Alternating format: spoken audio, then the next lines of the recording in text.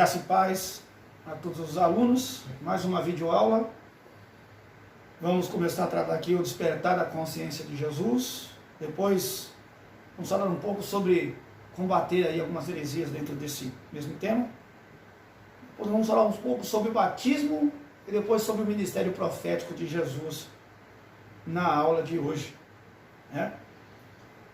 Para a introdução aqui nós vamos falar um pouquinho sobre o despertar da consciência de Jesus, que seria baseado no texto de Lucas 2, né?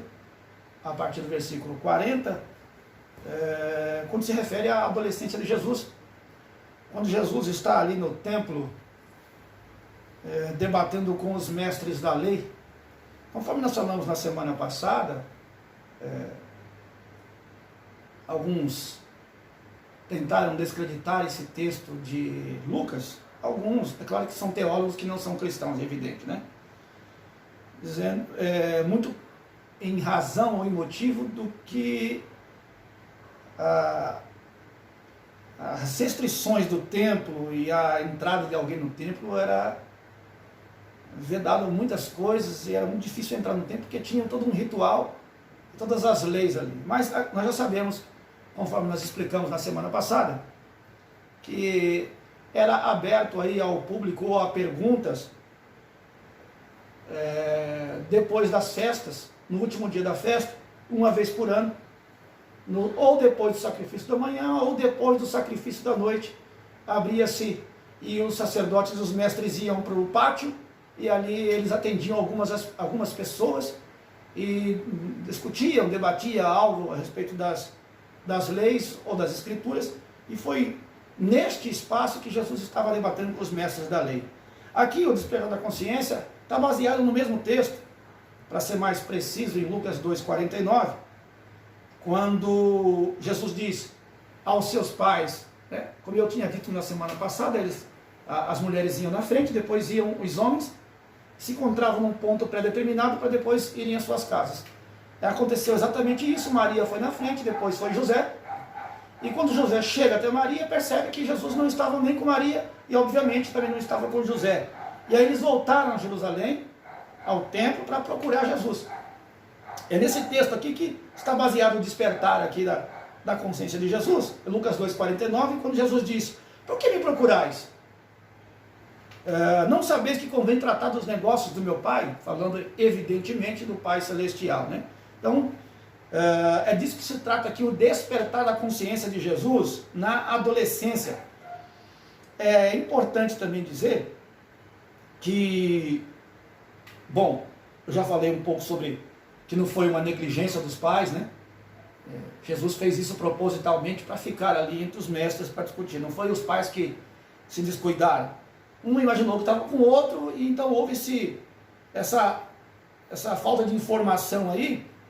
Mas voltaram a Jerusalém e viram que Jesus estava no templo e ele responde. Aí eles entenderam que Jesus estava respondendo, falando de uma maneira que ele estava se reportando ao Deus Pai na hora que ele disse isso, né? Agora, o que nós não sabemos, e nós não podemos nem confirmar, nem dizer que não aconteceu, ou que não é fato, porque vamos pegar aqui os indícios dos pais de Jesus, José e Maria, até esse dia da primeira vez que Jesus vai ao templo. Essa aqui é a primeira vez, e também inclusive esta frase deste versículo que eu acabei de citar, de Lucas 2,49, são as primeiras palavras de Jesus registradas na Bíblia, ou na palavra de Deus. São as primeiras palavras, são essas aqui, aos 12 anos de idade. Por que me procurais? Não sabeis que estou cuidando dos negócios do meu Pai? Lucas 2,49. Então essas são as primeiras palavras de Jesus no texto sagrado, né? Depois, quando regressaram a Nazaré, retornaram a Nazaré, a Jerusalém, não se tem informações, nem que sim, nem que não, que Jesus tenha voltado depois. Mas como eu estava dizendo anteriormente, pelos indícios que falam, que Lucas relata sobre os pais de Jesus, eles eram judeus devotos, né? Eles iam todos os anos às festas judaicas, as principais, uma vez por ano, mesmo morando a 100 quilômetros de distância, José e Maria iam pelo menos uma vez por ano ao templo, que era na festa da Páscoa, evidentemente. Então é provável que depois, estou falando provável, não estou afirmando, né? Pode ser que Jesus tenha voltado outras vezes ao templo depois dessa oportunidade aqui. Então por que não se manifestou, pastor, se foi ao templo? Porque não era o momento de se manifestar. Ou talvez não tenha voltado mais. Mas como eu disse, os indícios, certamente, os pais de Jesus continuaram vindo à festa como faziam todos os anos. Talvez, nas próximas vezes que eles vieram, como Jesus já tinha alcançado a maioridade espiritual, e eu não estou falando da maioridade ministerial, que é aos 30 anos, que está no livro de Números, estou falando da maioridade espiritual. Talvez Jesus tenha continuado a ir com seus pais ao templo. Talvez, não estou afirmando aqui, tá? É um texto que inclusive está aqui, eu só estou adiantando para você, para não estarmos aqui, em vez de lermos muito, né? Eu vou deixar para ler quando o assunto estiver mais complexo. Então, há essa possibilidade. Agora, depois da volta dele, Jesus, à sua residência, a residência dos seus pais, Jesus continuou mantendo a obediência aos seus pais, né? Isso é provado não só em Lucas, como também em João. E Jesus continuou obedecendo aos seus pais, isso é bíblico, até o momento em que ele se manifesta, é apresentado aos judeus aos 29, quase 30 anos de idade, quando Jesus é apresentado. A primeira realização de milagre é no casamento em Caná da Galileia, nós já sabemos disso, e nesta oportunidade seu pai não está presente, o que pode determinar que ele já havia morrido, já que Maria foi convidada.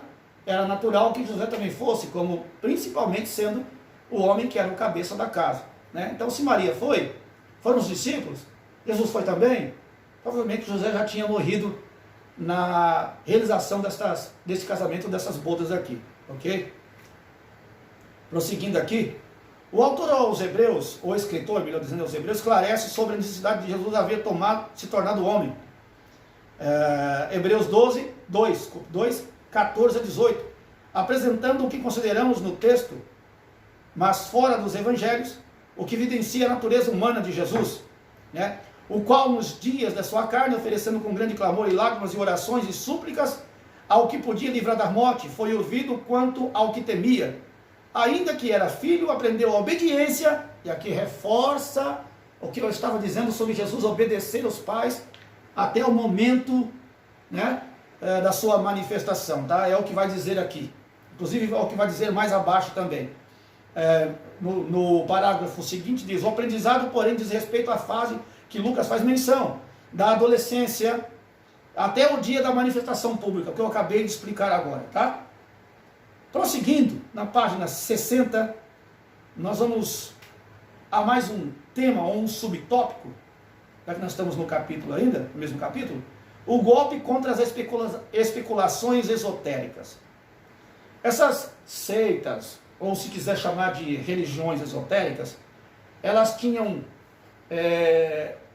dois fundamentos: as tradições que foram colocadas e que elas criam, que eram ensinadas de gerações em gerações, elas ficavam essas tradições. Então eram religiões baseadas em tradições e também em filosofia. Você vê que não tem nenhuma conotação ou não tem nenhum fundamento bíblico essas especulações esotéricas. Então isso são essas seitas esotéricas. É tudo baseado em filosofia e tradições, tá? Eles e hoje em dia geralmente estão ligados à nova era, tá? Naquele tempo, né, era outra coisa. Hoje está ligado à nova era, hoje em dia. Eles disseram que esse hiato, eles afirmam que esse hiato de Jesus dos 12 até os 30 anos, ou seja, esses 18 anos de hiato, de um tempo sem registros bíblicos, eles afirmam Jesus ter ido para a Índia para aprender com os gurus indianos, né? E também dizem que foram encontrados alguns manuscritos que comprovam esta verdade. Dizem que um militar russo foi até a Índia e pegou esse manuscrito, depois ele escreve um livro. E aí, para combater isso foi simples.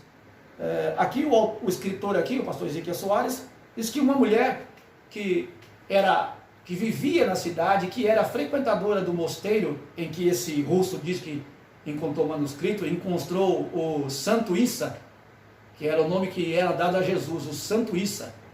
Ela disse que era mentira, que nunca teve nenhum russo lá, e muito menos foi encontrado nenhum manuscrito. Então, ou seja, isso não tem a menor veracidade. É mentira, mais uma das heresias tentando descaracterizar Jesus como Deus. Porque se Jesus vai aprender com gurus indianos, ou seja, ele sendo cristão, né, e logo depois iria fundamentar, instituir, criar uma religião chamada cristianismo, ele ia aprender com gurus indianos? Pois é. Também afirmam essas religiões esotéricas que Jesus era membro de um grupo chamado essênio. Eu já falei aqui sobre os essênios, sobre os zelotes, fariseus, saduceus, né? Esse grupo de essênios aqui, que atuava no tempo de Jesus, que depois também continuou existindo, eles viviam no deserto da Judéia. E eles são responsáveis por, recentemente, pelas maiores descobertas, as grandes descobertas do manuscrito do Mar Morto, tá? Agora, recentemente, mas lá no tempo de Jesus, eles eram conhecidos como os Issim, em hebraico, que significa os que curam. Eles eram formados por um grupo de pessoas, como já disse, que vivia no deserto da Judéia, e eles eram, nesse grupo existia pessoas com muito conhecimento medicinal, tinham um conhecimento medicinal muito grande, então eles curavam as pessoas. Por isso o nome em hebraico Issim significa os que curam. E para não ficar só nisso, só nessa heresia, nesse conceito, ou em algo completamente sem nenhuma comprovação bíblica, eles ainda também afirmam, essa seita dos esotéricos afirmam que João Batista também era um dos essênios. Veja só por quê. Mais pela localização geográfica, né? Porque como os essênios moravam no deserto da Judéia, e João Batista, evidentemente, estava no deserto, né? A sua roupa de pelos de animais, comia gafanhoto e tal, e as pessoas que iam até João Batista, tanto para aprender de João Batista, os seus discípulos, também para ser batizado por João Batista, iam até ele no deserto. Então, aí eles dizem que João Batista também era um dos personagens, um dos integrantes desse grupo de essênios. Na verdade, não era. Nunca foi, né? E aí, continuando aqui, eles fazem algumas afirmações, todas elas são descaracterizadas, né? Inclusive essa daqui, tanto os eruditos judeus, católicos e protestantes, ficaram mais de 40 anos investigando e nunca descobriram nada disso. Então não tem a menor comprovação bíblica, nem sobre o russo chamado Nicolas Notovitch, também nenhuma comprovação de Jesus sendo essênio ou João Batista sendo um essênio, participando desse grupo aí, que na época do início do cristianismo ali, dos anos em que Jesus viveu, e depois da época apostólica, na era apostólica, eles eram tidos como seitas. E também eles se diziam, como diziam os fariseus e os saduceus, os guardiães da lei de Moisés, como sempre, né? Então, nunca existiu, isso nunca foi comprovado, nem historicamente, nem com nenhum conteúdo arqueológico. Então isso se desfaz, não tem nenhuma veracidade nessas afirmações, tá? Prosseguindo na página 61, deixa eu ver aqui, na página 61, o Senhor Jesus é apresentado nos evangelhos como alguém que era natural da comunidade do seu povo, e não como um estrangeiro. Sua maneira de viver, seus ensinos refletem a cultura judaica, e nada há que pareça com a cultura hindu. Os moradores de Nazaré admiravam-se pelo que viam e perguntavam logo: não é este o carpinteiro, filho de José e Maria? Não é Tiago e Simão? E não estão ali as suas irmãs? Ou seja, se tudo isso aqui está relatado em Lucas 4, 22 ao 24, se tudo isso aqui está relatado, e Jesus era conhecido, né, por ser carpinteiro, filho do carpinteiro, né? As pessoas conheciam os seus irmãos, conheciam as suas irmãs, conheciam a sua mãe, sabiam o nome do seu pai, sabiam o nome da sua mãe. Isso quer dizer o quê? Isso comprova, e aqui está no texto sagrado, no texto bíblico, isso comprova que Jesus nunca saiu de Jerusalém, a não ser depois, no seu ministério, quando ele vai ao Egito, ao Líbano, né? E às cidades antigas de Tiro e Sidom. E isso está relatado na Bíblia. Então, fora estes lugares, Jesus não foi a país nenhum, né?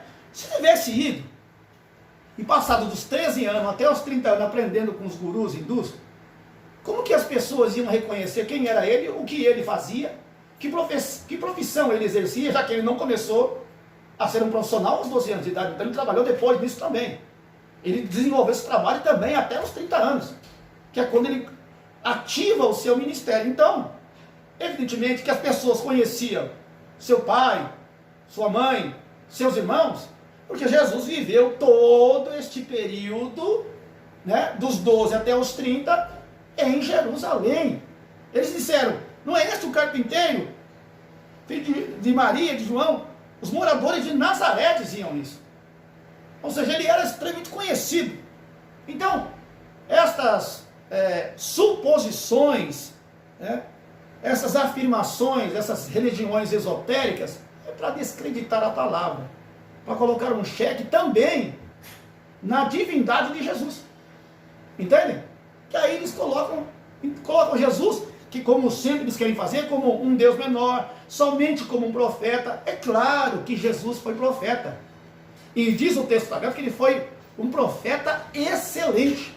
Ou seja, ele foi o máximo entre os profetas. Nós sabemos que o ministério profético vai ter João Batista e até Jesus também. Eles viveram, né, juntos ali, foram contemporâneos.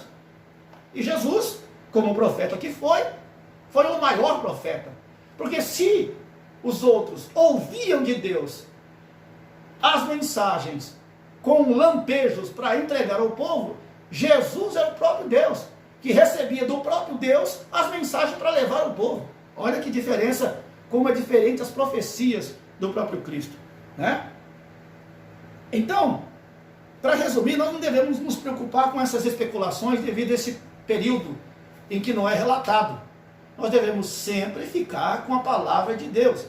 E é claro, este período não foi relatado porque não há nada importante para se relatar. Porque o que houve de importante foi quando ele tinha 2 anos de idade que seus pais tiveram que levá-lo ao Egito para escapar da ordem que existia no país para matar todas as crianças com 2 ou menos de 2 anos.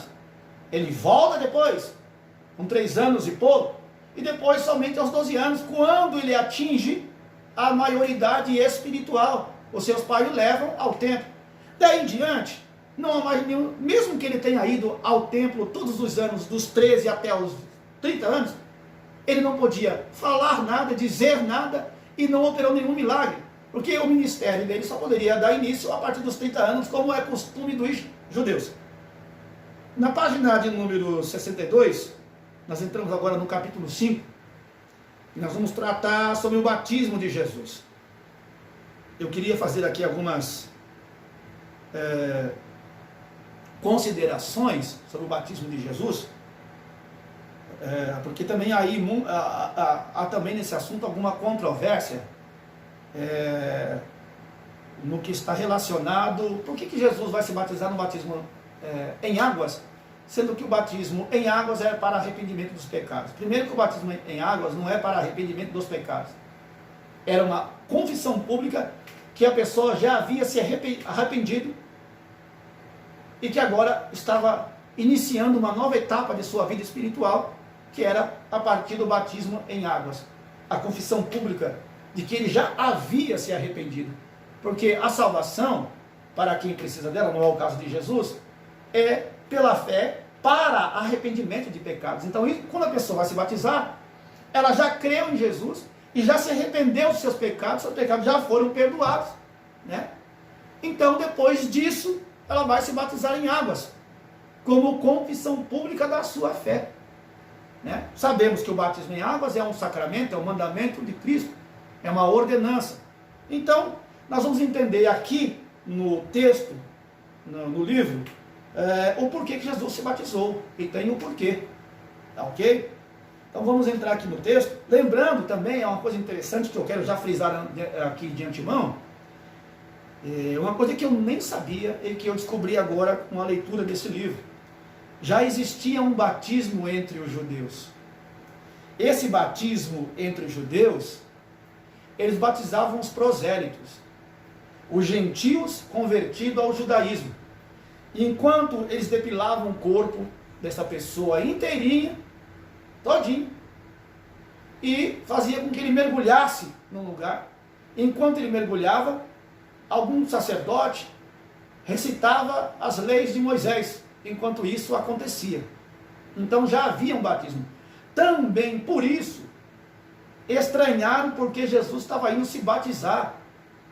O batismo de João, sendo que ele era judeu, né? Sabemos também que João Batista, quando vê Jesus vir até ele, ele disse, e ele queria se recusar. E olha que aqui, o pastor Ezequiel Soares, ele é bem enfático, ele diz que, na verdade, João Batista opôs-se, tinha uma oposição dele, ele resistiu, exatamente porque o batismo era tido como o batismo de arrependimento de pecados. E todos sabemos que Jesus não tinha pecado. E João Batista era completamente ciente disso. E Jesus disse, e João Batista disse, melhor dizendo, como tu vens a mim, sendo que eu preciso ser batizado por ti?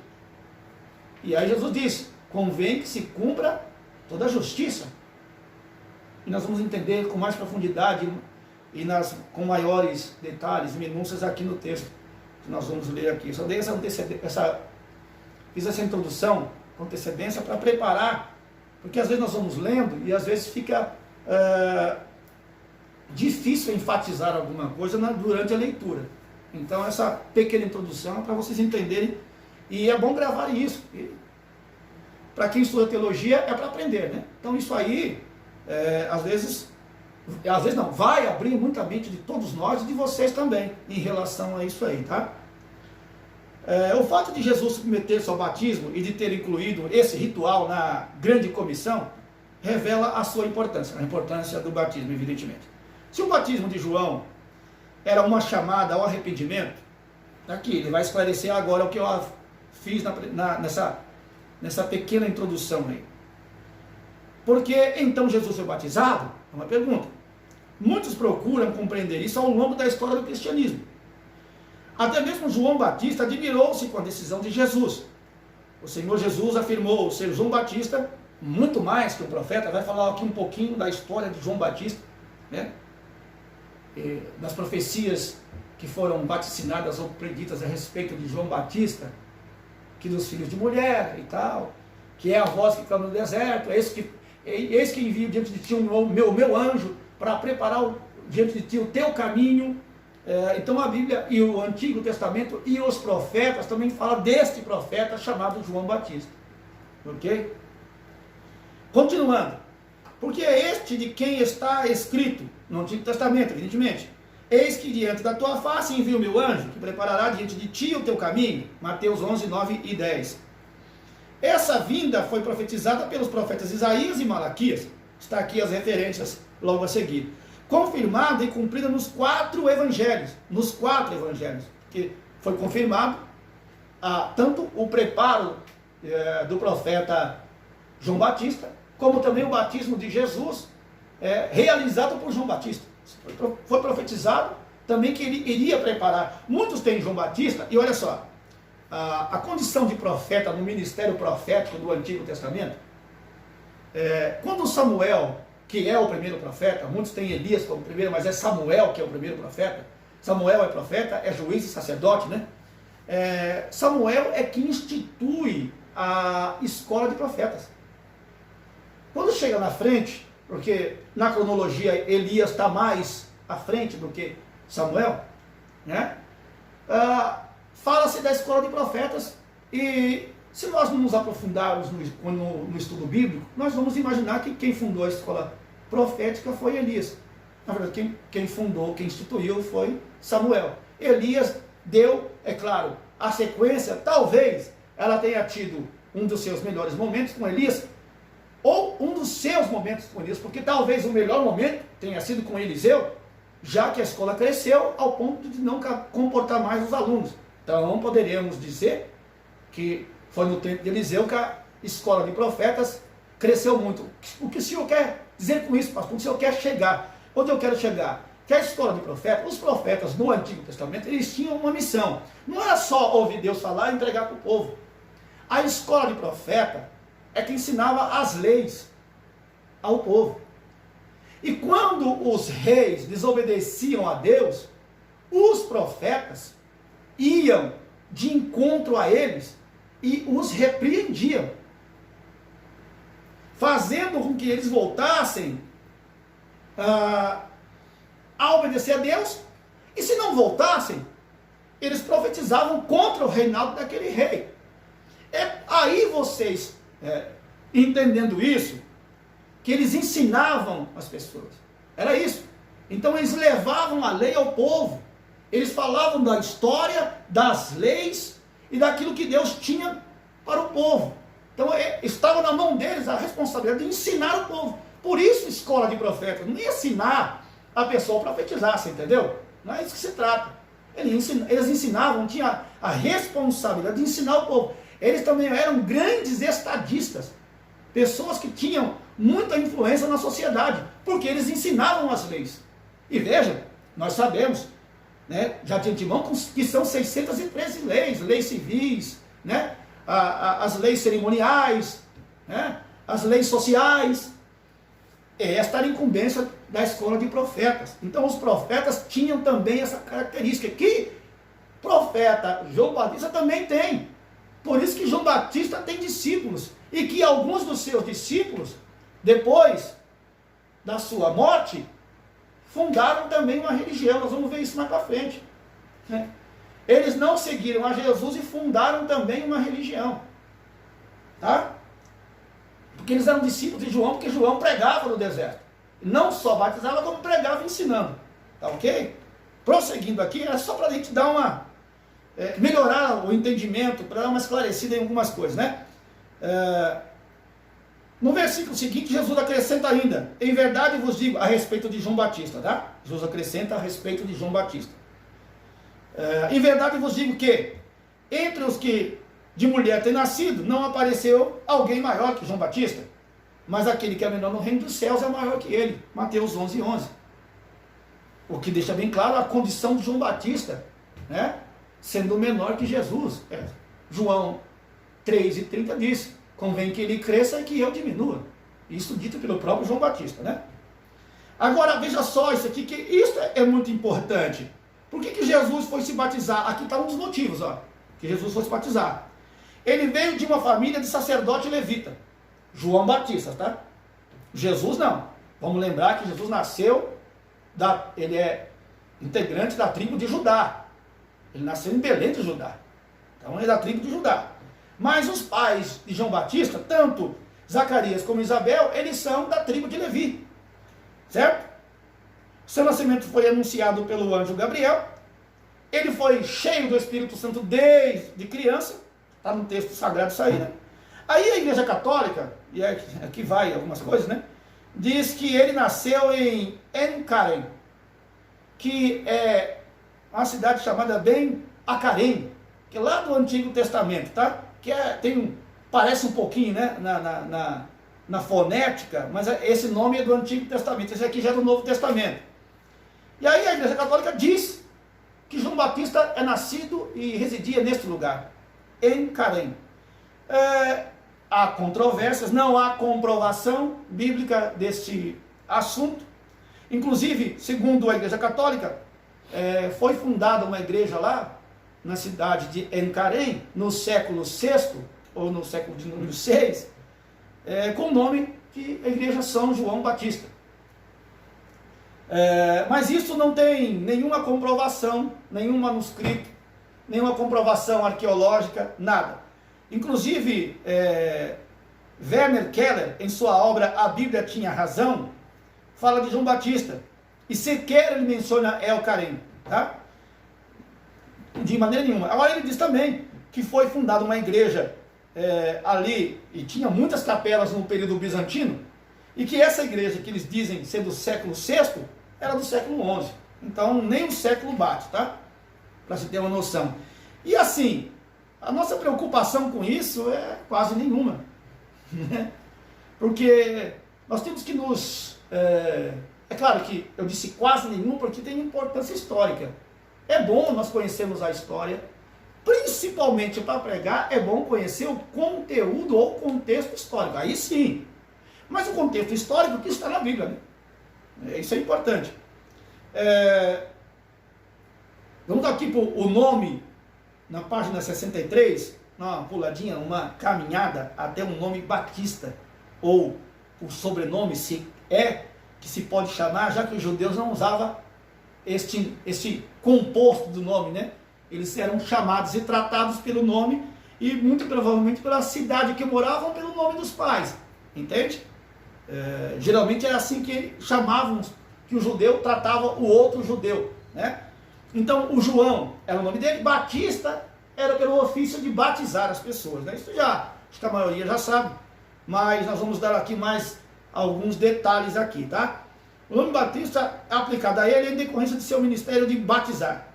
João Batista é no grego chamado de Iones Ho Batistes, João o batizador. Segundo Edesheim, ele iniciou seu ministério no ano 779 A.C., que é a data em latim, tá? E era o ano do jubileu, que corresponde ao ano 15 do Império de Tibério César, que é o que nos interessa, é o período. Quem era o imperador da época? Para nós o que interessa, o que importa é isso, e Tibério está na Bíblia, inclusive, né? Então foi nesse tempo que João Batista iniciou o seu ministério, no período do Império de Tibério César, tá? Prosseguindo aqui, ele começou seu ministério pregando no deserto, e as pessoas eram batizadas por ele, confessando seus pecados. Mateus 3,6. Agora veja aqui que é importante. Antes dele batizar, e isso é fundamental, porque senão nós vamos distorcer as escrituras e vamos começar a entrar numa seara ou numa esfera que é perigosa. Hoje em dia tem evidentemente que eu não vou citar o nome, tem uma igreja aí muito grande, famosa e tal, possui até uma rede aí, enfim, de comunicação, que batiza as pessoas enquanto as pessoas estiverem pecando. Ou seja, a pessoa foi batizada nas águas, nessa denominação que eu estou falando aí a pessoa peca, eles batizam a pessoa de novo. Aí a pessoa fuma, ele batiza a pessoa de novo. E aí, neste caso, eles estão entendendo que o batismo é para arrependimento. Entende? Então isso é desconexo da palavra de Deus. O batismo nas águas é para quem já se arrependeu, é para os salvos, e não é para salvar e nem para perdoar pecados, já que nós cremos em Jesus pela fé, para arrependimento dos nossos pecados, ou para perdão dos nossos pecados, no ato da conversão. Daí em diante vem o processo da santificação. Isso é doutrina bíblica, ok? Então o batismo não é para levar alguém ao arrependimento, já é para quem já se arrependeu. Então, você vê que se hoje existem seitas, ou existe uma religião ou uma igreja que faz isso, imagina na antiguidade, né? Veja só o que eu queria destacar. João Batista batizava as pessoas que estivessem apresentando frutos dignos de arrependimento, ou seja, já tinha se convertido, né? E existia uma grande campanha nacional de confissão de pecados antes, de arrependimento. João Batista, ele pregava, ele ensinava, as pessoas se convertiam. Depois que a pessoa mostrava fruto de arrependimento, é que João Batista batizava essas pessoas em águas. Ou seja, estava completamente certo. Quem faz as distorções são as seitas, heresias e até algumas igrejas, né? Se já faziam no período do cristianismo, no início da igreja, imagina 2 milênios depois, né? João tinha conhecimento de sua própria identidade e missão. Para João era tranquilo. João sabia muito bem quem ele era, qual era a sua missão. Ele sabia que era ele, a voz, né, e a pessoa que iria preparar o caminho adiante de Cristo. E como eu disse aqui, ele fala em João 3,30, convém que eu diminua e que ele cresça. Então João Batista estava ciente, cônscio daquilo que ele tinha que realizar, da sua missão e do seu ministério. A mensagem de João Batista atraiu uma população enorme, que se submetia a ele, aos seus ensinamentos e ao batismo em águas, né? Então as pessoas caminhavam léguas e léguas e léguas para ir até João. E eu disse aqui anteriormente que ele tinha alguns discípulos, né? E também, além de ter os seus discípulos, as pessoas iam até ele, porque aceitavam a Cristo, se arrependiam dos seus pecados e até ele para a confissão pública de arrependimento dos seus pecados, a confissão de fé pública, que é o batismo nas águas, tá certo? E ele ia batizando as pessoas, e foi fazendo isso aí durante um bom tempo, e ele continuava pregando, né? Aqui, mais para baixo, é que chega a hora em que os seus discípulos não seguem a Jesus, pelo menos alguns deles não seguem a Jesus, resolvem fundar uma seita, e dizia-se que João Batista era maior que Jesus, já que João Batista veio antes de Jesus, batizou Jesus, né? Então eles diziam que inclusive Jesus competia com Cristo no ministério. Nem uma coisa, nem outra é verdadeira, como eu já disse, e eu vou reprisar o versículo, o texto, em que João diz em João 3,30, é necessário que eu diminua e que ele cresça. Como João disse no ato do batismo, quando Jesus está vindo até ele, ele disse: como posso te batizar? Por que tu venhas a mim, sendo que eu que tenho que ir até ti para que tu me batizes? E Jesus repreende ele: olha, tu precisa me batizar para que seja cumprido toda a justiça, certo? Então isso também é derrubado, cai por terra também esta heresia aí. Vamos lá, Vida e Ministério de João, página de número 64. Mas então, que fostes ver um profeta? Isso aqui é Jesus falando. Sim, eu vos digo, e muito mais do que um profeta, porque é este de quem está escrito: eis que diante da tua face envio o meu anjo, preparará diante de ti o teu caminho. Em verdade vos digo que entre os nascidos de mulher não apareceu alguém maior que João Batista, porém o menor no reino de Deus é maior do que ele, né? Já citei esse texto anteriormente, é Mateus 11 aí. Ainda na página 64, no outro parágrafo, diz o seguinte, ó: o batismo é uma ordenança ou sacramento, ou uma coisa ou outra. Não está dizendo que é ou ordenança ou sacramento, está dizendo que é sacramento e também ordenança. Segundo o conceito mais antigo, é um ritual ordenado por Deus, que consiste num sinal visível da graça de Deus acompanhado da promessa divina.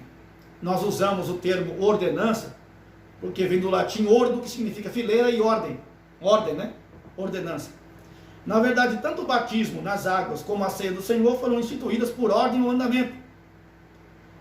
Jesus falou sobre isso, né? E o texto da Santa Ceia está bem relatado, bem explícito no texto da Santa Ceia, dizendo que nós devemos fazer isso até que ele venha.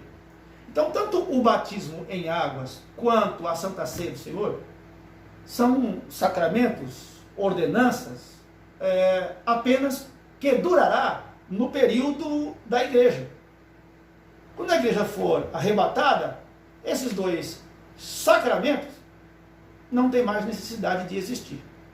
Como também os rituais do Antigo Testamento foram até Jesus, esses dois vão até o arrebatamento. Ok? Até porque depois Jesus vai lidar com os judeus, né? E o culto judeu nós sabemos que é um pouco diferente.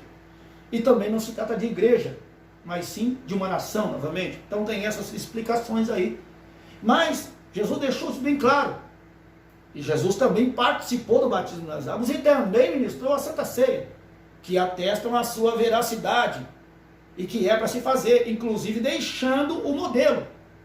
E sobre o modelo, é importante frisar, porque a maneira de se executar o batismo nas águas é bem clara. Tem que se batizar no nome do Pai, em nome do Filho e do Espírito Santo. Mateus 28, 19. Por que eu estou dizendo isso? Porque em Atos 2, se não estou enganado, 37 ou 38, Pedro diz que então sereis batizados em nome do Senhor Jesus. Aqui tem a explicação que na cultura oriental, eles usam esse termo como isso se faz na autoridade de Jesus. Então, com que autoridade eu posso batizar alguém? Com que autoridade? Na autoridade do nome do Senhor Jesus. Mas qual é a forma que eu vou batizar alguém? Aí a forma é em nome do Pai, do Filho e do Espírito Santo. Entende? A autoridade para eu batizar, para eu ter autonomia ou credibilidade para batizar, é em nome de Jesus que eu tenho que fazer. Aliás, tudo hoje na igreja é em nome do Senhor Jesus. Concorda comigo? Você vai orar por alguém e você diz, em nome do Senhor, você vai expulsar o demônio, é em nome do Senhor Jesus. Você vai orar por cura, é em nome do Senhor Jesus. Não é assim? E também o batismo também é em nome dele. Ou seja, com a autoridade que ele nos deu, para que realizemos o batismo em águas. E na hora, e como que eu devo realizar? Qual é a forma que eu devo realizar o batismo? Então a forma é em nome do Pai, do Filho e do Espírito Santo. Acho que está bem compreendido, né? Até nem entrei no tema, mas já expliquei, porque fica mais fácil aqui, né? Vamos lá.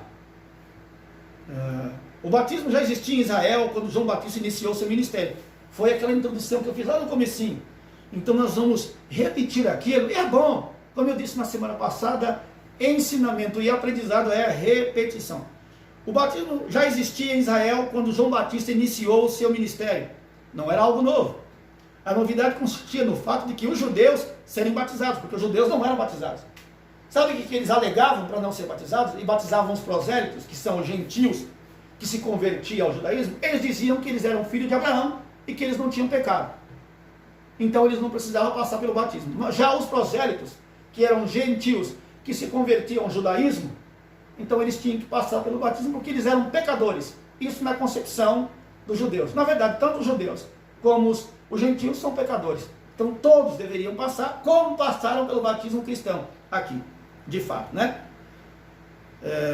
Prosseguindo, a novidade consistia no fato de que os judeus serem batizados. Até então, o ato era para os prosélitos, gentios convertidos ao judaísmo, num cerimonial de iniciação.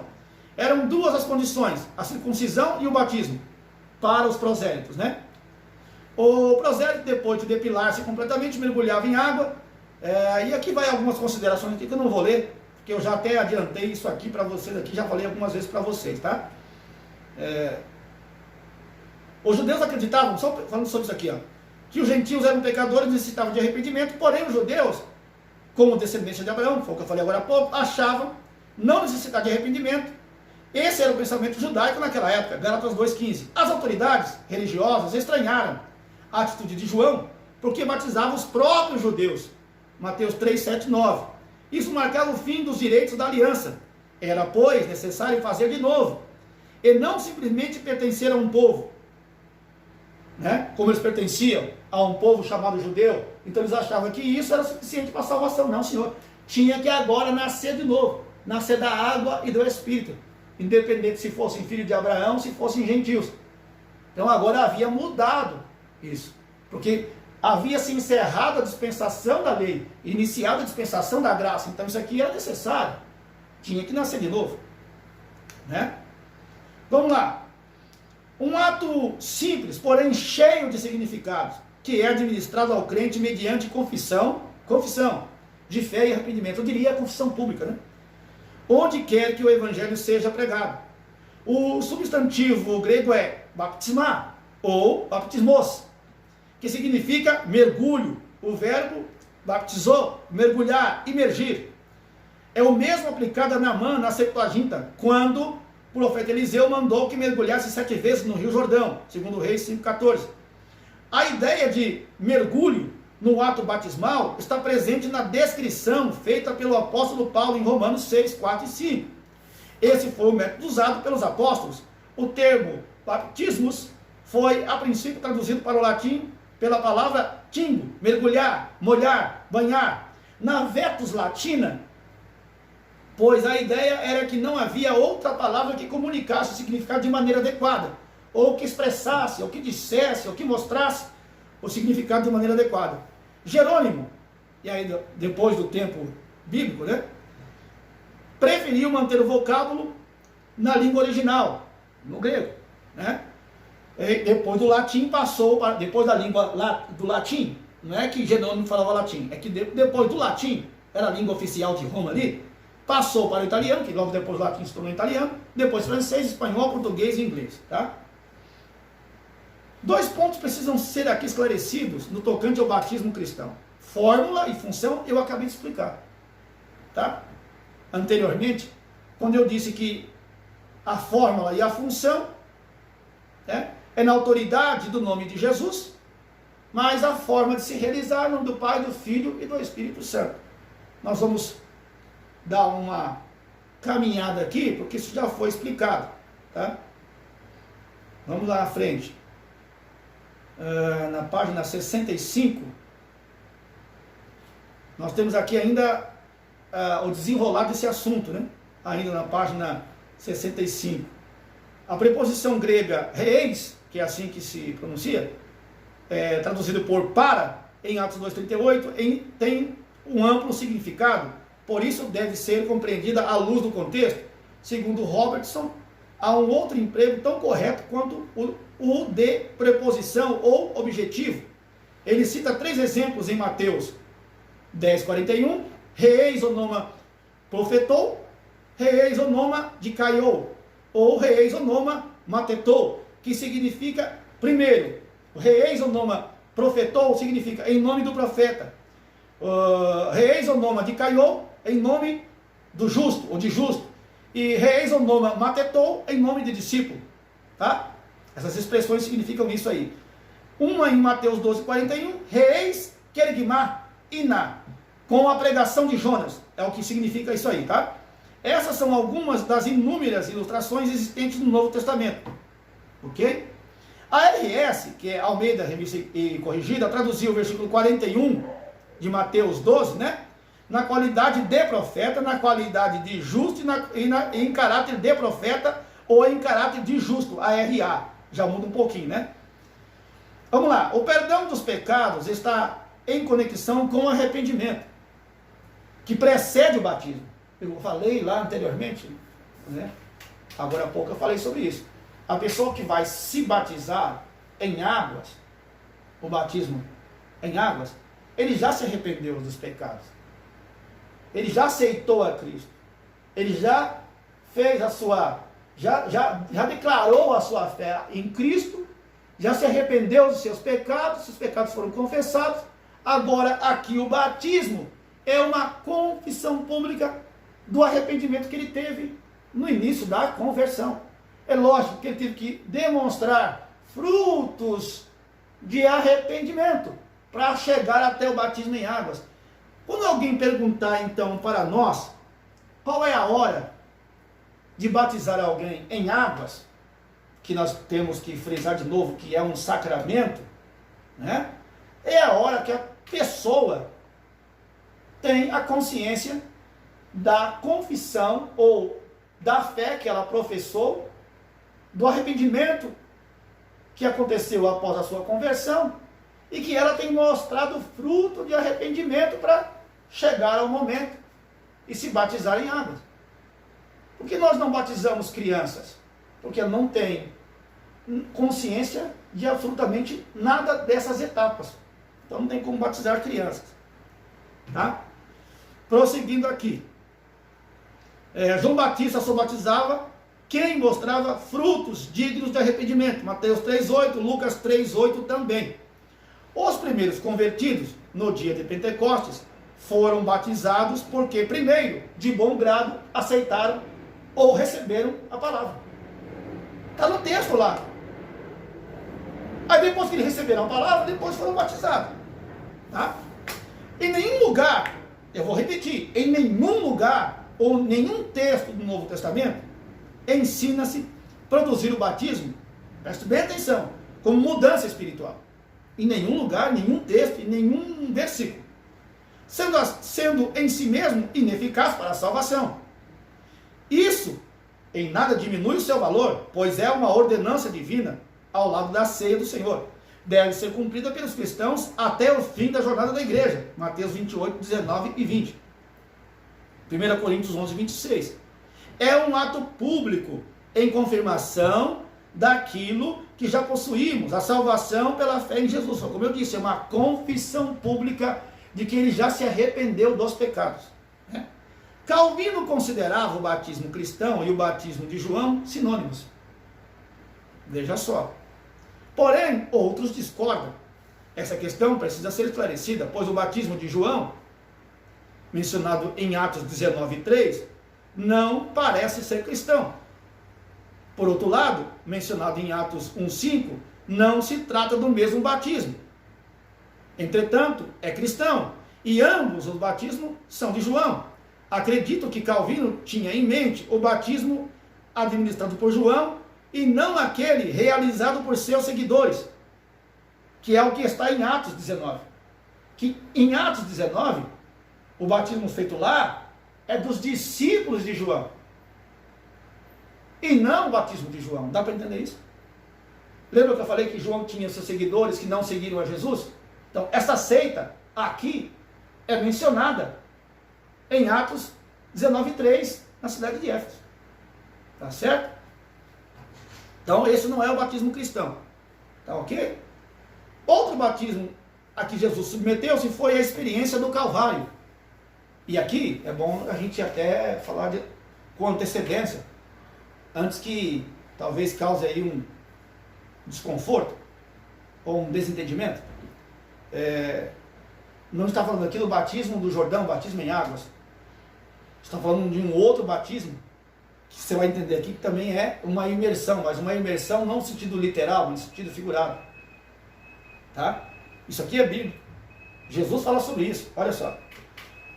O outro batismo que Jesus submeteu-se foi a experiência do Calvário. Olha o que Jesus disse: podeis vós beber o cálice que eu bebo e ser batizado com o batismo com que sou batizado? Marcos 10:38. Os termos cálice e batismo indicam aqui sofrimento. É do que Jesus está falando aqui aos discípulos. Tem vocês condições de beber do cálice que eu vou beber? Ou seja, do sofrimento que eu vou beber? É algo figurado? Quem bebe sofrimento? É o que cálice no Antigo Testamento era sinônimo de sofrimento. E batismo também, que era imersão em algo, se aprofundar em algo, mergulhar em algo, indica um sofrimento. A figura do cálice aparece no Antigo Testamento para indicar castigo. E aqui estão as referências de Salmo, Isaías e tal. Visto que a ideia do termo batismo é de mergulho, então, confirmando isso, já que batismo não é mergulho, a palavra não vem do original, mergulhar, imersão e tal, né? Quando alguém está sobremaneira envolvido em algo, disse que está mergulhado. Por exemplo, mergulhado nos estudos, mergulhado nas pesquisas, mergulhado no trabalho, mergulhado em depressão, seja no que for. Não é um termo que a gente usa, uma metáfora, ou algo no sentido figurado? Pois é o que Jesus estava dizendo. Tá? Jesus não se referiu aqui ao ritual do Rio Jordão, efetuado por João Batista, mas usou a metáfora do cálice do batismo para referir-se à profunda submersão ao sofrimento que seria submetido desde o Getsemane até o Gólgota. O emprego dessas metáforas do batismo e da ceia do Senhor é para mostrar o significado da paixão, né, e da morte de Cristo. Serve para despertar a consciência dos cristãos sobre a seriedade de uma vida de renúncia. É o que Jesus está tentando explicar. E ele até admitiu que os discípulos também beberiam no cálice que ele bebeu e seriam batizados no batismo que ele foi. Só não teriam condições de se ressuscitar. mas o restante eles também passariam, como passaram. É só nós buscarmos um pouco mais, ou voltarmos, ou destravarmos um pouco mais a nossa memória, para lembrar de como morreram os apóstolos. Então eles também beberam do cálice, também passaram pelo batismo que Jesus passou. Pedro, por exemplo, segundo alguns historiadores, foi crucificado de cabeça para baixo, não aceitando ser crucificado igual ao seu mestre. Então ele bebeu do cálice e ele foi batizado com o mesmo batismo no sofrimento. É isso que Jesus está querendo dizer. E o que Jesus quer ensinar além disso, e aí este ensinamento vem para nós, é que evangelho é sim e muito renúncia, abnegação, altruísmo, carregar sua cruz, negar a si mesmo. É isso que está querendo dizer, tá? Usando de metáforas, de linguagem, de figura, certo? Assim, aqui vai a primeira razão porque Jesus batizou. Aquela pergunta lá atrás, então por que Jesus batizou? Se o batismo de João ou o batismo em águas é para arrependimento. Assim nós nos identificamos com ele no seu sofrimento e na sua morte, ao carregarmos a sua cruz. Romanos 6,3. O Senhor Jesus fundou um novo conceito, como sacerdote segundo a ordem de Melquisedeque, que está acima da ordem sacerdotal de Arão. É isso que quer dizer, entendeu? Hebreus 6,20. Ele precisava ser consagrado. Vai entendendo aí por que Jesus passou pelo batismo. Ó. Vai entendendo aí. Aqui começa a desenrolar as explicações por que Jesus foi ser batizado por João Batista. Tá? Vai pegando aí. Ele precisava ser consagrado. Nós não falamos aqui do tríplice, não sei se eu falei ainda, se eu não falei, eu vou dizer agora, do tríplice ministério de Jesus. Por quê? Jesus foi rei, aliás, ele é rei, e rei dos reis, né? Jesus foi sacerdote, e ainda é sacerdote, e foi sumo sacerdote, e Jesus também foi profeta, né? Então, aqui, para que se tivesse comprovação da consagração de Jesus, ele teria que passar pelo batismo. E veja por quê. Porém, ele não era levita. Então, como ele poderia ser sacerdote? Sendo ele judeu. Seria judeu? Ele nasceu da tribo de Judá. Ele nasceu da tribo de Levi, que não tinha terra. Na tribo de Levi. Não nasceu. Mas, eu falei lá atrás, que Zacarias, pai de João Batista, era da tribo de Levi. E mais, Isabel, mãe de João Batista, além de ser da tribo de Levi, era descendente de Arão. Veja só, onde eu quero chegar. Vou repetir de novo, ele precisava ser consagrado, porém, ele não era da tribo de Levi, pois veio da tribo de Judá, Hebreus 7, 13 e 14. O batismo de Jesus no Rio Jordão constitui-se, presta bem atenção, em sua consagração, visto que João Batista era filho de Zacarias, sacerdote da linhagem de Abias, levita, né? E sua mãe Isabel, da casa de Arão, né? Além de ser da tribo de Levi, um era da casa de Abias, ou da família de Abias, e o outro era da família, ou da linhagem de Arão, tá? Lucas 1,5. Portanto, João Batista era elegível para fazer o que fez, ou seja, ele tinha credibilidade, autonomia e referência e condições para fazer o que fez, para batizar, sendo ele sacerdote da tribo de Levi. João introduziu Jesus no ministério público como o Cordeiro de Deus que tira o pecado do mundo. João 29. Quando Jesus estava com quase 30 anos, Lucas 3,23, idade estabelecida pela lei, consagração pública, em Números 4,3, enquanto Jesus realizava o batismo dessas pessoas, apareceu Jesus para ser batizado por ele. Trata-se aqui de um batizando diferente, o único em quem havia encontrado excelência, porque todos os outros eram pecadores. João reconhecia o senhorio de Cristo e sabia que ele era sem pecado. João 29 e João 3,31.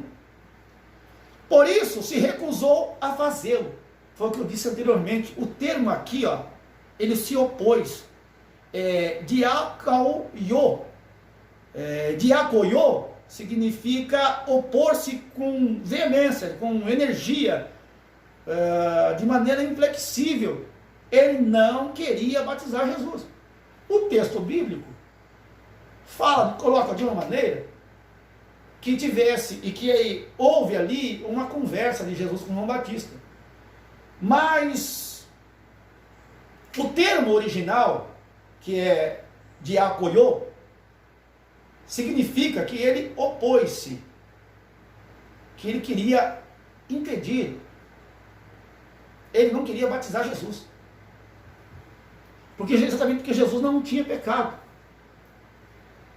O que o autor aqui do livro diz é que houve uma resistência de João, não foi apenas uma simples troca de palavras de Jesus ali para convencer ele de batizar Jesus. Você vê como a situação era complicada ali, né? Tanto que ele, quando vê Jesus, antes de Jesus chegar a ele diz: eis aí o Cordeiro de Deus que tira o pecado do mundo. Ou seja, como alguém que tira o pecado do mundo vem se batizar em águas, que é um batismo conhecido para quem se arrependeu de pecados, sendo que Jesus não pecou, sendo ele que tira o pecado do mundo. Então João ficou naquele impasse ali, né? Até que foi convencido a batizar Jesus Cristo, né? Porém João não foi o único a não compreender isso. Ele achava, e com toda razão, que precisava ser batizado por Jesus, e não o contrário. Essa perplexidade é de muitos no decorrer da história, e se explica pelo fato de Jesus ter nascido sem pecado. Portanto, não havia do que se arrepender. Muitos acreditam que Jesus insistiu em ser batizado porque quis nos dar o exemplo. Começa aqui o desenvolver, o desencadear das explicações, tá? Já expliquei a primeira lá em cima, o porquê que ele foi batizado, né? E aqui vem mais uma explicação. Aí diz o pastor Ezequias Soares, diz: não foi exatamente por isso que ele quis dar o exemplo, mas disse: porque assim nos convém cumprir toda a justiça. Mateus 3,15. Convém salientar que o pronome oblíquo nos não é referência apenas a eles dois, Jesus e João Batista, mas a todos os que se submetiam ao ato batismal, que todos deveriam cumprir a justiça, né? Assim estava se identificando com o povo. Eu vou repetir: assim estava se identificando com o povo nesse momento do arrependimento, e também endossava com isso o batismo de João. Mesmo sem pecado, ele se fez pecado por nós, identificou-se com os pecadores. Dá para entender isso? Quando ele vai até João, ele endossa, ele credencia, ele bate o crivo, ele chancela o batismo de João, dizendo: esse batismo é verdadeiro. E também ele se identifica conosco, porque como ele levou sobre si todos os nossos pecados, ele indo até o batismo está dizendo: olha, vocês se batizaram, eu também me identifico com vocês, vou até o batismo, já que carrego sobre mim todos os pecados, mesmo não tendo pecado.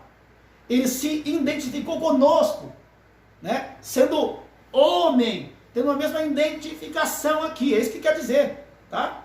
Visto ser o batismo o início de uma nova vida, olha só que interessante, não é isso que significa o batismo?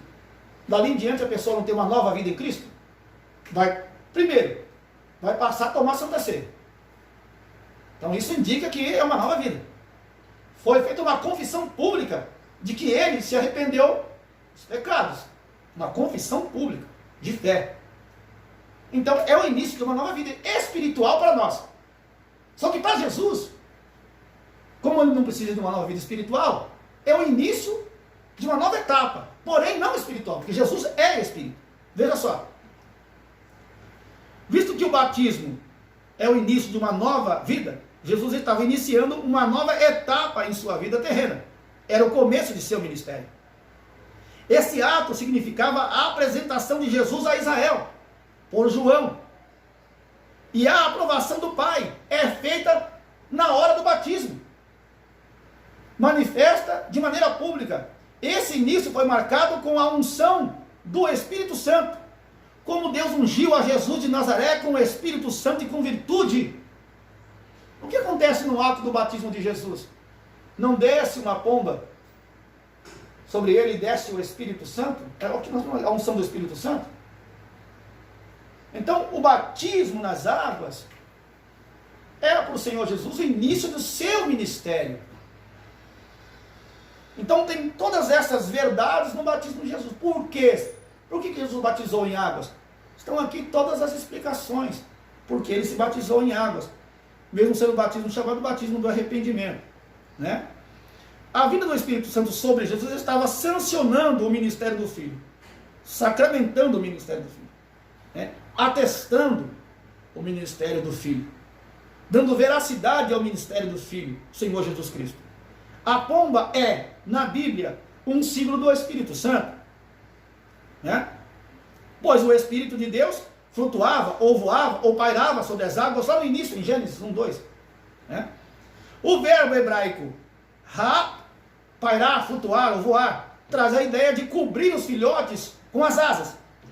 A pomba representa pureza, simplicidade e mansidão. Ela é para as aves o que as ovelhas são para os animais. O símbolo de pureza, de mansidão, de tranquilidade. Tá? O símbolo da presença do Espírito Santo no caso da pomba. Ok? No dia de Pentecostes, isso aqui é maravilhoso, irmão. Isso aqui dá até para preparar pregação aí, que está me ouvindo aí, ó. No dia de Pentecostes, ele desceu como um vento e fogo. Sabe? Por quê? Porque todos tinham palhas que precisavam ser queimadas. Entretanto, foi em forma corpórea de uma pomba que o Espírito Santo veio a Jesus, porque ele não tinha pecado para ser queimado. Então não veio em forma de fogo e de vento, veio em forma de uma pomba. Nós tínhamos muito que ser queimados, e quem estava lá no dia de Pentecostes também. Por isso veio em forma de fogo, para queimar os pecados e purificar as pessoas. Jesus não precisava disso. Quando Jesus saía da água, veio uma voz do céu que dizia: este é meu filho amado em quem me comprazo. Né? Era outra profecia que se cumpria. Salmo 2, verso 7. É um manifesto público do próprio Deus. Deus se manifestando publicamente, dando veracidade ao ministério do Senhor Jesus Cristo. Agora não é mais João Batista, nem mesmo as Escrituras, afirmando ser Jesus Filho de Deus, o amado em que se comprasse. Os evangelhos não afirmam explicitamente, mas deixam claro que todos os presentes ouviram essa voz. Mateus registrou o ministério de Jesus, tornando explícito o que está implícito nessas palavras vindas do céu. Isso se repetiu no Monte da Transfiguração, ocasião que lhe apareceu Moisés e Elias. E isso também é maravilhoso, porque Moisés representava a lei e Elias representava os profetas. Lembra? Vocês vão entender isso, que de vez em quando no Novo Testamento fala das leis e dos profetas. Já viu isso? A lei e os profetas, as leis e os profetas falavam de Jesus, a lei e os profetas tratavam de Jesus, falavam sobre Jesus, né? Profetizavam sobre Jesus. Está falando exatamente, quando fala a lei e os profetas, e aí, no Monte da Transfiguração, trouxe quem? Para representar a lei? Moisés, a figura maior da lei. Né? Inclusive, Deus deu a lei a Moisés. E qual é a figura maior do profeta? Apesar de Samuel ter sido o primeiro, mas Samuel também era juiz e sacerdote.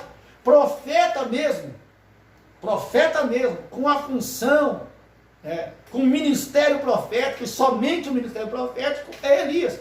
Então no Monte da Transfiguração aparecem os dois representantes da lei e dos profetas para dar a veracidade, para confirmar, entendeu? O ministério de Jesus. Certo? Coisa maravilhosa isso aqui. Na página 69, vai continuar falando sobre esse assunto. E dizendo assim: Moisés representa a lei, foi o que eu acabei de explicar aqui. E Elias, um dos grandes profetas, deu origem a sucessão de profetas. Não confundamos com Samuel, que apesar de ser o fundador da escola de profetas em Ramá, exerceu outros ofícios como sacerdote e juiz. Elias, porém, tornou-se figura de repercussão nacional em Israel como profeta, que combatia a idolatria, né? Dentre outras coisas. Ele representava os profetas. O texto sagrado afirma que eles apareceram com glória e falavam da sua morte, ou em glória, ARA, né? Almeida Revista Atualizada. A palavra grega que traduzida aqui por morte é êxodos, que significa saída ou partida. Assim Moisés e Elias não falavam apenas de sua morte, mas também de sua ressurreição e ascensão aos céus. Isso teria lugar em Jerusalém, para que se cumprissem as palavras de Jesus, Lucas 13:33.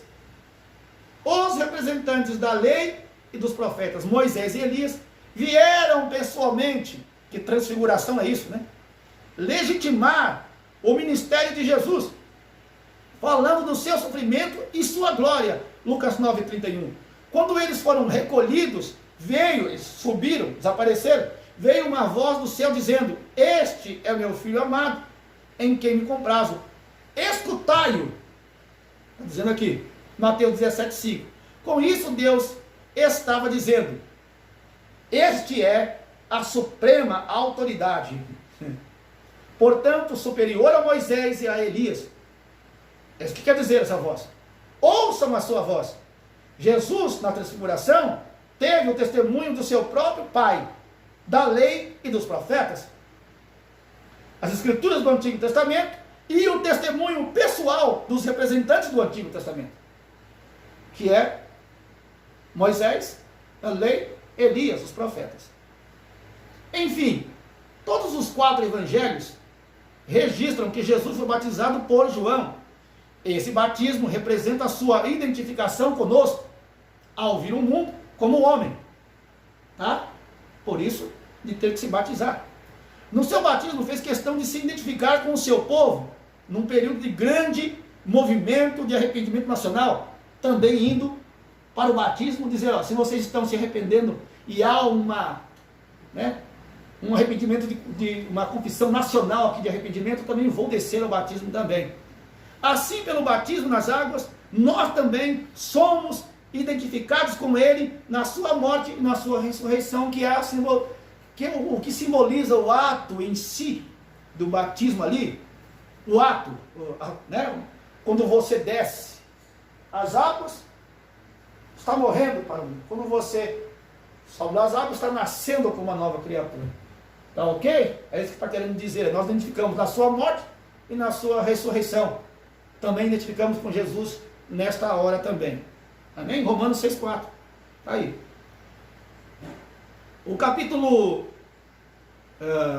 6, agora, a página de número 70, o profeta esperado. Aqui vai um termo latim, tá? O monos triplex, termo latino, ou do latim, que significa o tríplice ofício. É a doutrina dos 3 ofícios de Cristo: profeta, sacerdote e rei. A Bíblia ensina textualmente, ou seja, quando diz textualmente, está no texto bíblico, né? De maneira literal, escrita, que Jesus exerceu essas funções. O presente capítulo, que é o capítulo 6, visa estudar o conceito de profeta na Bíblia, seu ministério e ofício profético de Jesus. Então, do que nós vamos tratar aqui? Do ministério profético de Jesus. Eu já disse algumas vezes, eu não sei se disse isso na teologia, provavelmente sim, que Jesus cumpriu o seu ministério, né? E que ele foi sacerdote, rei, e foi de maneira literal. Ele cumpriu isso. Nós chamamos Jesus, por exemplo, de Rei dos Reis, né? Ele também é chamado de sumo sacerdote, segundo a ordem de Melquisedeque, etc. e tal, né? Só não devemos, com isso, perder o foco que ele é 100% Deus, 100% homem, sempre, que também está no texto bíblico, tá? Vamos lá. O Antigo Testamento emprega cerca de 3 palavras para o profeta. Então, no hebraico, vão aparecer 3 palavras que se identificam como profeta, e inclusive vidente também, que tem o mesmo significado. Agora, a função do profeta, o que quer dizer o profeta, nós poderíamos e podemos resumir ou trazer em síntese aí o que seria um porta-voz de Deus ou um mensageiro de Deus ao homem, né? Aquele que escuta a mensagem de Deus e entrega aos homens. Então aí você vai encontrar no Antigo Testamento a palavra Nabi, que é porta-voz, orador e profeta. Você vai encontrar também Razer e Roé. São os 3 termos no hebraico que tem o sinônimo de profeta ou de vidente. Isso aparece muitas vezes aí no Antigo Testamento. Por exemplo, Nabi aparece 309 vezes, e aí vai em sequência, tá?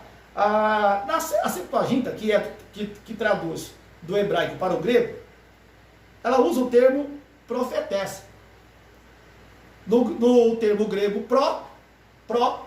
fetés, do pró, que significa antes, e do femi, do fetés, que não é assim, que o radical é femi, né? Que significa falar. Então, falar antes, ou falar antes que aconteça. Seria isso aí, tá? Prosseguindo. Aqui eu parei, eu me perdi. A Vulgata Latina, profeta, para traduzir esses termos hebraicos, eles são também chamados de homens de Deus. Um caso desse é Elias. A mulher que Elias favoreceu com um filho, que fez o quarto no fundo de suas casas, da sua casa, melhor dizendo, ele perguntou a Geazi o que aquela mulher precisava. Ela já disse, olha, ela não tem filho. E ela chamava Eliseu de homem de Deus. Disse Samuel, precisamos fazer um quarto para esse homem de Deus. Então, assim também era conhecido os profetas no Antigo Testamento. Tá? Só quis dar essa ilustração para ficar mais claro para a compreensão aí. A começar por Moisés, que também foi profeta. Samuel, né? Eliseu. O significado de Nabi é incerto. Por causa que a língua hebraica tem algumas partes aí que foram morrendo com o tempo aí. Sabes que vem do verbo denominativo Naba, que segundo Gesênio significa borbulhar, ferver, derramar, tá? Cuja ideia é extravasar palavras, como aqueles que falam com a mente fervorosa ou sob a inspiração divina, e aqui é o mais correto, né? Inspiração divina, como os profetas e poetas. Porém, há controvérsia sobre a etimologia de Naba. Se é derivado da raiz árabe Nabaá, e aqui se é controvérsia ou não, já é sobre o termo depois, né? Anunciar significa Nabaá, né? Acádica, Nabu, chamar, ou ainda, conforme Gesênios, a ideia de extravasar palavras. Visto que o significado etimológico, ou seja, a origem, né? Se perdeu com o passar do tempo, tá? O que eu falei antes, prevalece a tradicional ideia de porta-voz oficial de Deus. Eu acho que isso aqui representa bem, né? É alguém que fala em nome de Deus. Serás como minha boca, Jeremias 15, 19. Os termos Rosé e Roé vêm de uma raiz que significa ver. Ambos traduzidos por vidente, indicam os meios pelos quais Deus se comunica com os profetas. Os termos vidente e profeta significam a mesma coisa. 1 Samuel 9, 9 e 11. Eu quero dizer deixar uma coisa bem clara antes de prosseguir aqui, aproveitando, nós estamos tentando ensinar que o dom de profecia também Também ele parte do mesmo princípio. Claro que não é ministério profético, isso é evidente. Mas o dom da profecia também presume-se que é alguém falando o que Deus orientou falar. Você está sendo o porta-voz de Deus. Você está falando o que Deus quer que seja comunicado à igreja ou a algum indivíduo. Eu queria deixar isso claro porque às vezes as pessoas saem profetizando e se não for de Deus, ela está falando em nome de Deus. Qual é a implicação que isso tem? Boa pergunta. Se você fala em nome de Deus aquilo que Deus não mandou falar, você está falando a verdade ou não? Deus te usou ou não? Primeiro, Deus não usou. Parte daí. Às vezes você não falou mentira, às vezes você falou na emoção. Porque o profeta, ele tem ali 3 coisas que vêm sobre a vida dele. Tem ali a emoção, a razão e a fé. O profeta está debaixo dessas 3 situações: fé, emoção e razão. Se não falou por fé, não vem de Deus. Aí pode ser emoção, ou pode ser a razão. Como assim, pastor, a razão? Ele está vendo fatos que acontecem em torno da pessoa e vai lá e diz alguma coisa. Enfim, muito cuidado, porque podemos e devemos ser usados por Deus em profecia. É um dom espiritual que foi cedido a nós. Né? Agora, tem que se fazer com a plena certeza que é Deus falando. Os profetas de Israel ocupavam uma posição sui generis, uma posição original, uma posição única na história. E sua influência no mundo é de relevância significativa no Antigo Testamento. Moisés, além de primeiro profeta nacional, Números 11, 29, Deuteronômio 18, 18, tornou-se modelo para esses videntes, esses profetas. Apesar de Samuel ser o personagem que deu o novo impulso à ordem dos profetas, numa época de crise em Israel, criando as escolas de profeta, 1 Samuel 19, 18, 20, 2 Reis, capítulo 2, versículos 3, 5, capítulo 4, versículo 38, capítulo 6, versículo 1, foram Moisés e Arão que perpetuaram o ofício profético em Israel, que estabeleceram, que instituíram, que iniciaram. O período áureo da profecia hebraica foi o século 7 a.C., a época do quarteto Isaías e Miqueias em Judá, Oséias e Amós no Reino do Norte, identificando na época como Israel ou Efraim. Ao longo da história, os profetas foram classificados em 2 grupos: literários e orais. Literários, que escreveram livros, e orais, os que apenas profetizaram de maneira oral. Nós temos os orais, Natã, né? Gade, Aias, Micaías, Elias e Eliseu. Tá? E os literais, você tem aí uma divisão, nós podemos classificar em profetas maiores e profetas menores. E sim, exatamente, os maiores é porque tiveram mais relevância, também porque o conteúdo era maior. Haja visto o tamanho do compêndio do livro de Isaías, o tamanho do conteúdo do profeta Ezequiel, Daniel e Jeremias. Se você observar os demais livros proféticos, de Oséias, Abacuque, Naum, Sofonias, Miqueias, Malaquias e tal, são menores. Então, por isso, profetas maiores e menores, literais e orais. Aí está feita a separação aí. Eles instruíam o povo de Israel ao longo de sua história. Deus levantou, preparou e inspirou profetas para admoestar os hebreus, os judeus, sobre o perigo da idolatria. Por exemplo, por isso que às vezes a pessoa me pergunta assim: pastor, pode me perguntar, me envia uma profecia, me fala uma profecia de bênção, por exemplo.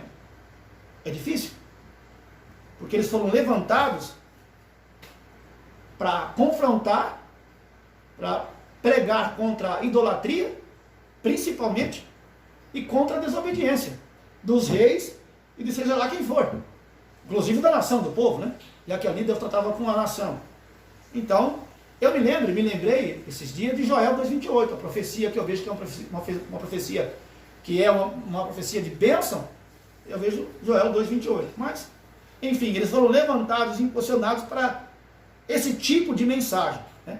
Deus escolhia-os para ensinar. Eu disse lá atrás, lembra na introdução que eu fiz, que os profetas, quando se criou a escola de profetas, quem criou foi o profeta Samuel, e quem, vamos dizer assim, deu notoriedade, podemos dizer assim, foi Elias, né? e depois de Elias, quem talvez o ápice da escola tenha sido no período de Eliseu, a escola de profetas era para ensinar o povo as leis, como eu disse, 613 leis, e ensinar o povo e aos alunos a como se comportar diante de Deus. E não exatamente para ensinar a profetizar, né? Porque tinha que ser chamado por Deus. Não sei se dá para entender isso. Ok? Os profetas do Antigo Testamento apresentavam a Deus ao povo e desempenhavam o papel de reformador religioso ou de patriota. Eles não hesitavam em enfrentar até reis desobedientes à vontade de Deus. 1 Samuel fala sobre isso. 1 Reis 18 também fala sobre isso. Esses homens de Israel lutavam contra a idolatria e zelavam pela pureza religiosa, pela justiça social, pela fidelidade a Deus. Sua mensagem devia ser recebida na íntegra por toda a nação, segundo Crônicas 20:20. Eles anunciavam a vinda do Messias. Isso é comprovado no Novo Testamento, Atos 3:18, 21 e 24. Os profetas do Antigo Testamento profetizaram a vinda desse profeta por excelência, falando de Jesus, é claro, né?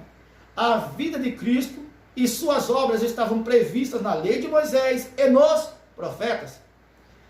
E todos os profetas, desde Samuel, todos quantos depois falaram, também anunciaram estes dias, os dias de Jesus, as obras de Jesus, o ministério de Jesus, a vinda do Messias, né?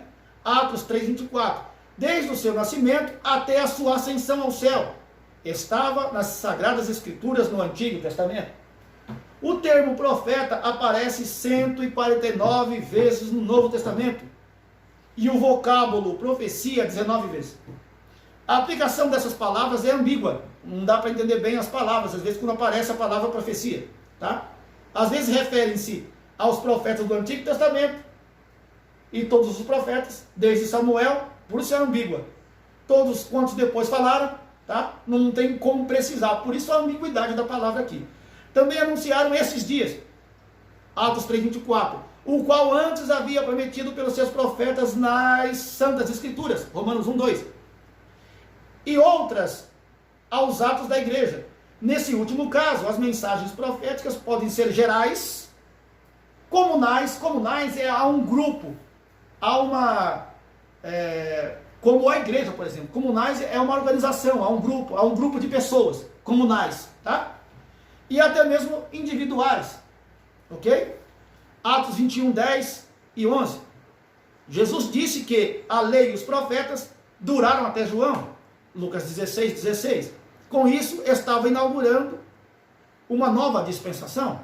Havia terminado a dispensação dos profetas e da lei. Inauguraria a dispensação da graça, e agora, não mais uma época de ministério profético. Pastor, mas me explica Efésios 4, 10 e 11, que lá é tido, né, desde o versículo 8, quando Jesus ascende aos céus e leva cativo o cativeiro e dá dons aos homens, está falando de dons ministeriais.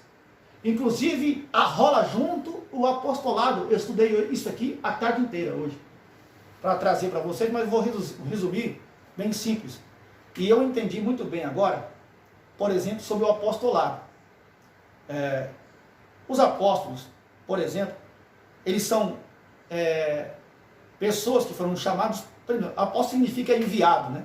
Primeiro, para começar, enviado. Significa também fundamentalista, ou aqueles que vai fundamentar, aquele que vai fundamentar, que vai fundar igrejas, e que vai doutrinar essas igrejas. E que geralmente abre-se ou planta igrejas aonde não foi plantado. Então, essas características do dom ministerial do apostolado não é o mesmo do ministério apostólico. Dá para entender isso? Eu vou repetir.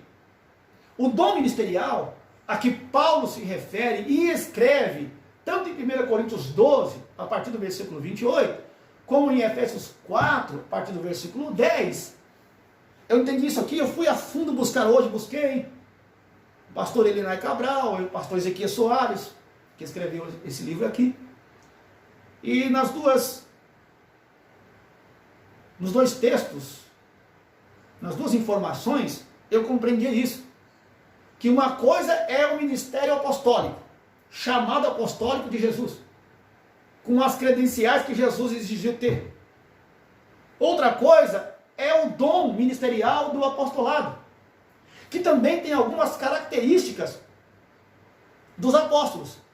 Dentre elas, alguns apóstolos de hoje não preenchem esses requisitos, que é ser enviado por Deus.